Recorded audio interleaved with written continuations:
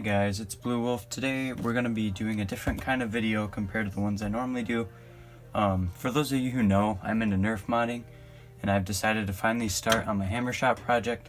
So this is going to be kind of like almost like a mod guide, but it's also just going to be kind of a video on how I built this and what I'm going to do to it.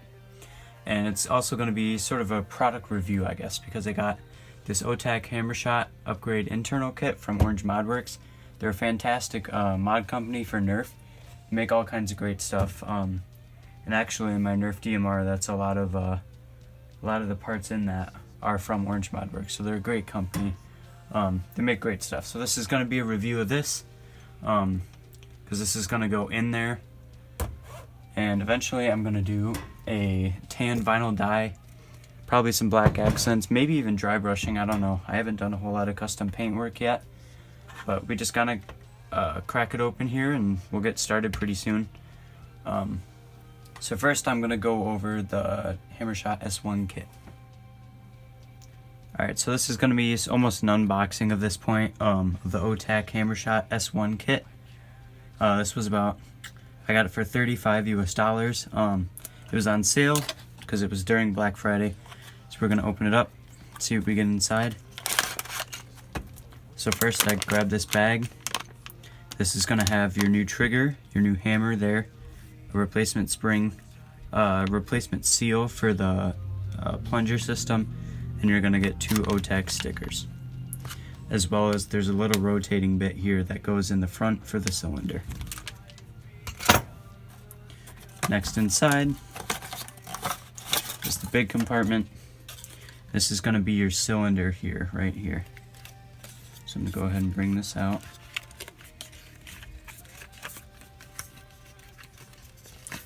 It's very nice packaging. Everything is beautifully packaged.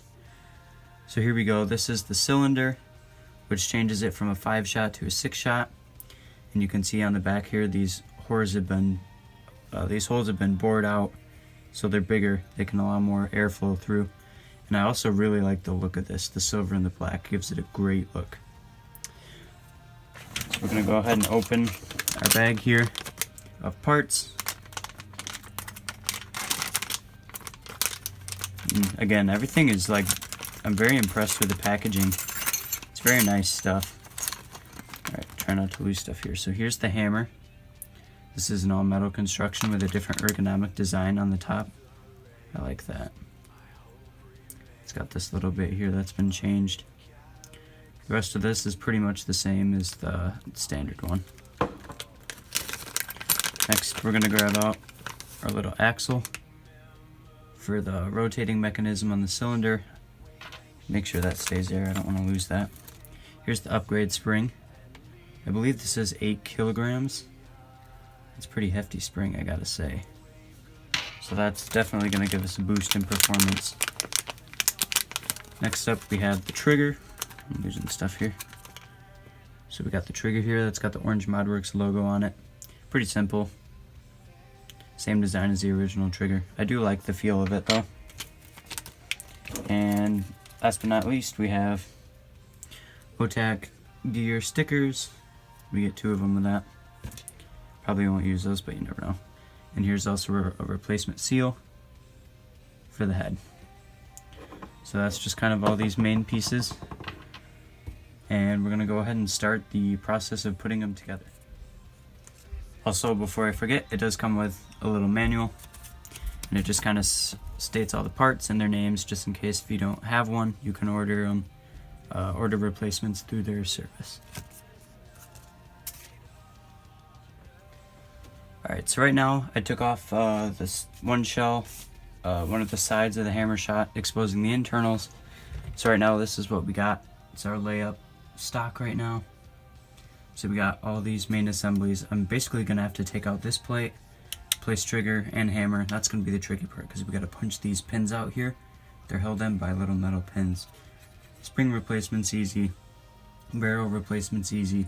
Seal replacement's pretty easy too, but just kind of layout of everything. And I also took out the front sight right now and the little accessory tooth on the top just so I don't lose them. So next what I'm going to do here is I'm going to unscrew some of the internals, get that all situated, and start laying out everything.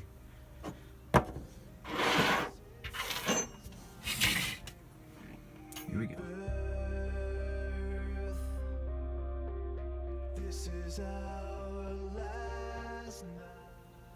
Okay, so at this point all I did was just remove the cylinder for now, the trigger, and the assembly that kind of held everything together, that plate there.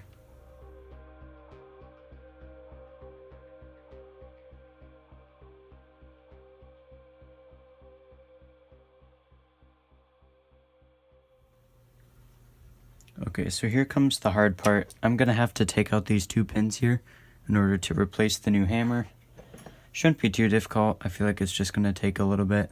So let's try to get that figured out. Alright, so I just finished the process of taking out the pins in the old hammer and putting them in the new one so that I can connect the spring spacer and the plunger rod and plunger assembly onto the hammer. So now that worked. Took a long time and it was kind of a pain in the butt, but it worked. So that's all that matters. So next what I'm gonna do is I'm gonna take some Teflon tape and put it all under this O-ring to give it a tighter seal, and then I'm gonna use some white lithium grease and put that back in the plunger tube. And I'm also gonna fix the seal here because the stock one, as you can see, is already coming off. They're known to be pretty bad. So that's why you get that replacement one in the new kit, so it'll have a much better air seal. So that's next on the to-do list. Alright guys, so I finished up everything on the inside, and it's completely assembled now. So you can see we got the cylinder in place, we got the trigger and the hammer, springs in there, seals in there, everything's been done. I was disappointed to find out though that we didn't have any Teflon tape. Which was kind of a bummer, but it's not a huge deal. So I did what I could, lubricated the insides. It's ready to go. I've shot it quite a bit now, and I'm pretty pleased with it. The performance is a little bit less than what I was expecting, which is okay. It still works pretty good. Makes a really weird, satisfying sound when you shoot it now because of the seal, but all in all, I think it's a pretty good kit. I definitely recommend buying it if you're trying to do a custom hammer shot. Provides you good power with a good price point. So I definitely recommend that. It shoots pretty well. It's good sidearm. Yeah. So this is kind of like the first part of the build. So yeah, I think that's all I got for now. Closing thoughts and looking ahead for this project is how it's going to progress. It's going to be kind of difficult soon because it's starting to snow and it's getting really cold, so it's going to make it pretty difficult to paint. So if I can find a good time to do that, I will. I'll figure out something for that. But basically what I'm going to do is I'm going to give it all a vinyl dye, a gray or a tan vinyl dye, and I'm going to do some black detailing, probably some gray detailing of what's left. Now, I want to see if I can paint the triggers and the hammer, see if that helps or not. And I'm also going to get some grip tape for this to make the grip a little more comfortable and look a little better with the paint scheme. I may even try some silver dry brushing to show like if it's weathered.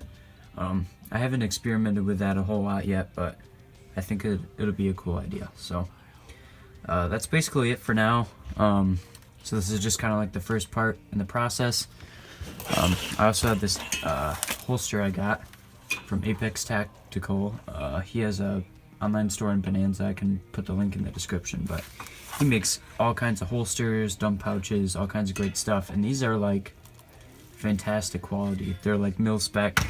They got the moly webbing. They're made of this really tough material. Fantastic for how much it was. It was about the same as the kit, actually. I think about 35 bucks. But man, they're super comfortable, super well made. Everything about them is nice. It fits like a glove. So yeah, great products from him. So that's what I'm gonna be running for now. I do have a little flashlight there in the pouch. But yeah, those are kind of my plans for now. So painting's probably next on the list.